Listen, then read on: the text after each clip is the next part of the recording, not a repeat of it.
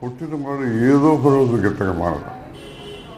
ఆ గిట్టడం అనేది 10 రోజులు పోనీ మంచంలో తీసుకుని పోతే ఉన్నవాళ్ళందరూ కొంచెం ప్రిపేర్ అయ్యి ఉంటారు. ఓహో, ఈ సమయం శుద్ధికి వెళ్ళిపోతాడు ఉండదు చక్కగా బతకడాన్ని.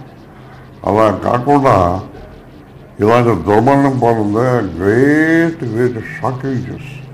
నా కళ్ళ ముందు ఉంటే నా కళ్ళ ముందు పెరిగేది మనిషి.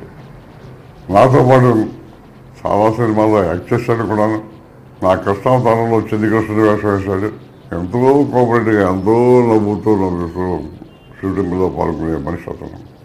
బతుకుంటే సొసైటీకి ప్రజలకి ఎంతో హెల్ప్ఫుల్గా ఉండేది.